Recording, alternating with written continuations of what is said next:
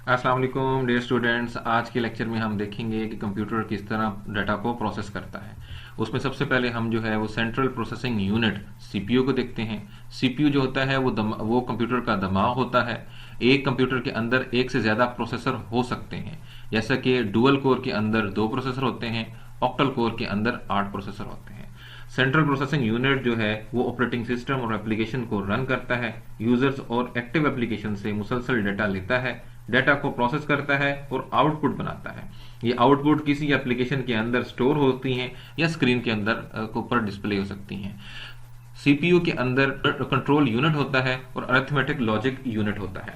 Arithmetic logic unit जो है वो मैथमेटिकल ऑपरेशन को परफॉर्म करने के लिए, लॉजिकल ऑपरेशंस को परफॉर्म करने के लिए और डिसीजनल ऑपरेशंस को परफॉर्म करने के लिए जो है वो यूज होता है। रजिस्टर जो होता है वो एक छोटी सी स्टोरेज होती है जो सीपीयू के हिस्से के तौर पर होती है। सीपीयू के अंदर जो है वो एक छोटी सी स्टोरेज मौजूद होती है जिसको रजिस्टर्स कहते हैं। रजिस्टर जो है वो काफी तरह के होते हैं। कैलकुलेटर रजिस्टर होते हैं जो कि आमतौर पे डाटा को स्टोर करने के लिए इस्तेमाल होते हैं। इसके अलावा मेमोरी एड्रेस रजिस्टर्स होते हैं, जो है वो जनरल रजिस्टर्स होते हैं, और इंस्ट्रक्शन रजिस्टर्स वगैरह होते हैं जिसकी मिसालें हैं। कंट्रोल यूनिट प्रोसेसर के तमाम रिस्पॉन्स को डायरेक्ट करता है। ये कंप्यूटर की मेमोरी को, अरिथमेटिक लॉजिक यूनिट को और इनपुट आउटपुट डिवाइसेस को बताता है कि जो इंस्ट्रक्शन सीपीयू को भेजी गई हैं उनको किस तरह रिस्पॉन्ड करना है। सेंट्रल प्रोसेसिंग यूनिट के बाद हम जो है मशीन साइकिल की बात करते हैं कि जब कंप्यूटर को कोई इंस्ट्रक्शंस आती है तो वो उसको किस तरह डील करता है। मशीन साइकिल जो है ये स्टेप बाय स्टेप जो है जब इंस्ट्रक्शन आ गई उसको किस तरह वो डील करता है, इसको मशीन साइकिल कहते हैं। 4 स्टेप्स के अंदर जो है वो कोई भी इंस्ट्रक्शन को वो डील किया जाता है। सबसे पहले जो है वो फेच की जाती है कि मेन मेमोरी से वो जो इंस्ट्रक्शन है जो कंप्यूटर को करने के लिए कही गई है उसको फेच किया जाता है। फिर उसको सेकंड स्टेप के अंदर डिकोड का मतलब ये है कि उसको कंप्यूटर की कमांड्स के अंदर, बहुत सारी कमांड्स के अंदर उनको जो है वो तब्दील किया जाता है। थर्ड नंबर पे जो है ये जो कमांड्स हैं इनको एग्जीक्यूट किया जाता है, ये रन होती हैं कंप्यूटर के ऊपर। और चौथे नंबर पे ये है कि वो उनका जो रिजल्ट होता है, जो उनका आउटपुट होता है, वो मेमोरी के अंदर जो है वो स्टोर किया जाता है। ये जो मशीन साइकिल होता है ये बहुत ज्यादा फास्ट होता है। ये बिलियंस टाइम जो है वो 1 सेकंड के अंदर जो ये साइकिल ये परफॉर्म होता है। और ये होता है कि अगर एक से ज्यादा जो है अगर आपके इंस्ट्रक्शंस आपके पास आ गई तो उनको 1 बाय 1 डील करता है। ये मल्टीटास्किंग को भी अलाउ करता है और जो है वो मल्टी इंस्ट्रक्शंस को भी।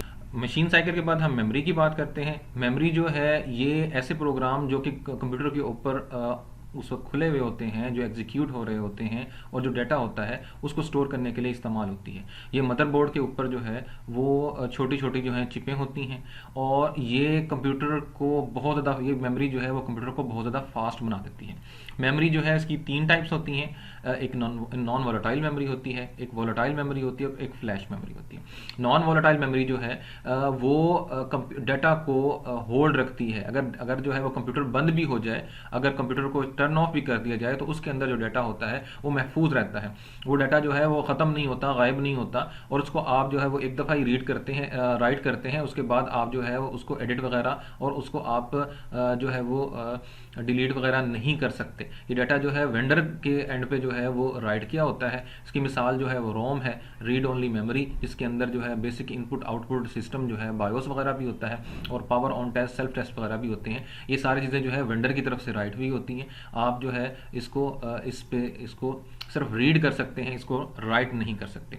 सेकंड जो है वो फ्लैश मेमोरी है। इसके अंदर डाटा जो है वो फिजिकल स्विचेस के अंदर जो है वो सेव होता है और ये नॉन वोलेटाइल मेमोरी होती है कि ये जो है इस पावर अगर चली भी जाए तो ये डाटा सेव रहता है, पावर के साथ इसका लेना देना नहीं होता।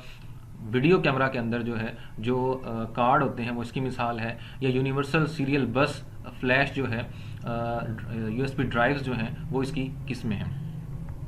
उसके बाद जो है वोलेटाइल मेमोरी होती है। वोलेटाइल मेमोरी ये होती है कि जैसे जब तक पावर उसमें रहेगी तब तक उसके अंदर डाटा रहेगा। जब जो ही पावर जो है वो टर्न ऑफ हो जाएगी, पावर ख़त्म होगी, तो उसके अंदर जो डाटा होता है वो उड़ जाता है, वो डाटा वो होल्ड नहीं रख सकती। उसकी मिसाल जो है वो रैंडम एक्सेस मेमोरी होती है, रैम होती है। रैम जो है वो एक हार्डवेयर होती है जो कि मदरबोर्ड के ऊपर जो है चिप सी लगी हुई होती है, और ये जो भी करंटली जितने भी जो है वो सीपीयू के अंदर प्रोसेस वगैरह एग्जीक्यूट हो रहे होते हैं, जितने जो है वो होते हैं वो इसके अंदर लोड होते हैं। इसके अंदर जो भी डाटा होता है उसका एक एड्रेस होता है। सीपीयू उस एड्रेस को जो है वो रीड कर सकता है और उस एड्रेस को जो है वो इस्तेमाल कर सकता है।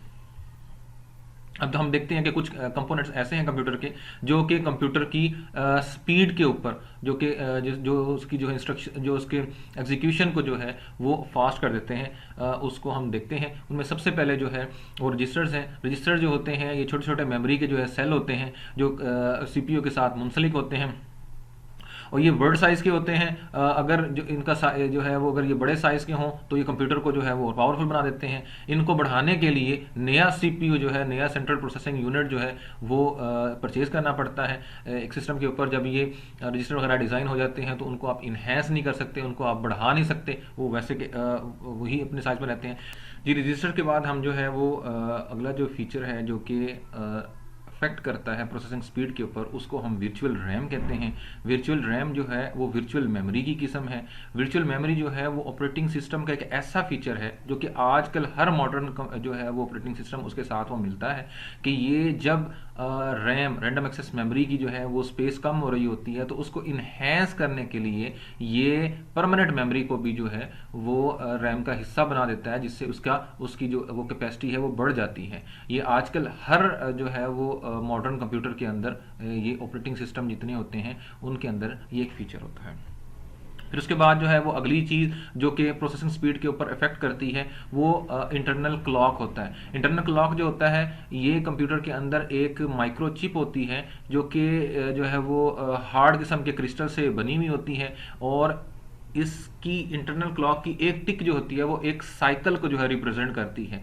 इसकी जो इंटरनल क्लॉक है इसकी जो स्पीड है वो गीगाहर्ट्ज के अंदर आजकल जो है मेजर की जाती है कि जी 1.6 गीगाहर्ट्ज, 2.06 गीगाहर्ट्ज और जो है वो 3 पॉइंट समथिंग जो है वो गीगाहर्ट्ज इसके जो है इस गीगाहर्ट्ज के अंदर वो मेजर की जाती है। उसके बाद बस है। बस जो है वो इलेक्ट्रॉनिक पाथवे होते हैं जो कि दो कंपोनेंट्स के आपस में जोड़ते हैं। ये एक्सपेंशन होती है, इसके जरिए आप जो है वो पेरिफेरल डिवाइसेस ऐसी डिवाइसेस होती हैं जो कंप्यूटर का बुनियादी हिस्सा नहीं होती, हार्डवेयर कंप्यूटर का बुनियादी हिस्सा नहीं होते, लेकिन उसकी एफिशिएंसी को उसको परफॉर्मेंस को बढ़ाते हैं, उसको लिए वो बेनिफिशियल होते हैं। जैसे कि जो है वो इनपुट आउटपुट डिवाइसेस और बहुत सारी चीज़ें, स्कैनर, प्रिंटर, ये वो इनको एक्सपेंड मतलब इनको साथ कनेक्ट करने के लिए जो है वो ये बसेस वगैरह ये भी इस्तेमाल होती हैं। और जो है जो बसेस होती हैं ये सीपीयू और रैम के दरमियान भी कम्युनिकेशन करती हैं कि जिनके सीपीयू से रैम के को जो डाटा जाता है या रैम से जो डाटा सीपीयू के अंदर आता है वो भी इन्हीं बसेस की जरिए होता है। जो विड्थ होती है वो बिट्स के अंदर होती है कि 8 बिट हो गई, 16 बिट हो गई, जो है वो 32 बिट्स हो गई। इसकी जो स्पीड होती है वो लिंक होती है क्लॉक के साथ। उसके बाद एक्सटर्नल बस स्टैंडर्ड है। एक्सटर्नल बस स्टैंडर्ड जो है वो इंडस्ट्री स्टैंडर्ड आर्किटेक्चर के ऊपर डिपेंड कर रहा होता है। ये भी एक लोकल तरह की जो है वो बसेस होती हैं, जो कि लोकल बसेस होती हैं जो कि पेरिफेरल डिवाइस कंट्रोल इंटरफेस उनके अंदर लगे होते हैं, और वो जो है वो ग्राफिक पोर्ट जो है उनको एक्सलेट करती हैं, और यूनिवर्सल जो है वो सीरियल बस यानी कि यूएसबी वगैरह भी उनके साथ लिंक होती हैं, पीसी कार्ड वगैरह भी उनके साथ हम जो है वो लिंक कर सकते हैं इनके जरिए। उसके बाद जो है वो पेरिफेरल कंट्रोल इंटरफेस होता है, ये भी इफेक्ट करता है प्रोसेसिंग स्पीड के अंदर। ये मॉडेम्स और साउंड कार्ड्स वगैरह को जो है वो कंप्यूटर के साथ जो सीपीयू के साथ उनको जो है वो लिंक करता है, और ये बहुत सारे जो मौजूदा कंप्यूटर्स हैं उनके अंदर ये जो है पेरिफेरल कंट्रोल इंटरफेस जो है वो पाया जाता है। उसके बाद एक्सेलरेटेड ग्राफिक्स पोर्ट होता है, ये भी इफेक्ट करता है प्रोसेसिंग स्पीड के अंदर। ये वीडियो कार्ड को मदरबोर्ड के साथ जोड़ता है। ये बस जो है वो इंतहाई जो है वो तेज़ होती है, और ये भी तकरीबन तमाम जो है वो मॉडर्न कंप्यूटर उनके अंदर जो है वो पाई जाती है, क्योंकि ग्राफिकल कार्ड वगैरह जो होते हैं वो इनके ज़रिए जो है इस पोर्ट के ज़रिए जो है वो कनेक्ट किए जा सकते हैं। यूनिवर्सल सीरियल बस, यूएसबी, ये जो है वो एक्सटर्नल डिवाइसेस को जो है जोड़ती है। जो है ये बस की एक किस्म है जो कि एक्सटर्नल डिवाइसेस को जोड़ती है, और ये 127 डिवाइसेस को जोड़ सकती है। इसके ज़रिए कैमरास, प्रिंटर, स्कैनर्स वगैरह ये सारे जो डिवाइसेस हैं, पेरिफेरल डिवाइसेस जो हैं, इनको ये कनेक्ट कर सकती है यूएसबी। जो अगला फीचर है जो इफेक्ट करता है प्रोसेसर स्पीड के ऊपर, वो होता है पर्सनल कंप्यूटर कार्ड होता है। ये जो है क्रेडिट कार्ड साइज़ मेमोरी होती है, और ये जो है वो आजकल जितने नए कंप्यूटर्स हैं, लैपटॉप्स हैं, नोटबुक्स हैं, उनके अंदर जो है ये मौजूद होता है। ये मेमोरी होती है। उसके बाद जो है वो कैशे मेमोरी है जो कि प्रोसेसर स्पीड के ऊपर जो है बहुत ज़्यादा इफेक्ट करती है। ये बहुत तेज़ किस्म की स्पीड होती है। एक कंप्यूटर के अंदर जो है वो एक से ज़्यादा जो है वो कैशेस हो सकती हैं, बहुत सारी कैशेस हो सकती हैं, और ये कैशेस के अंदर जो है जो मोस्ट कॉमन डाटा होता है या जो बिल्कुल रिसेंटली यूज़ हो रहा होता है, वही एप्लीकेशन जो इस वक्त रन हो रही है उसका जो डाटा होता है वो इसके अंदर मौजूद होता है।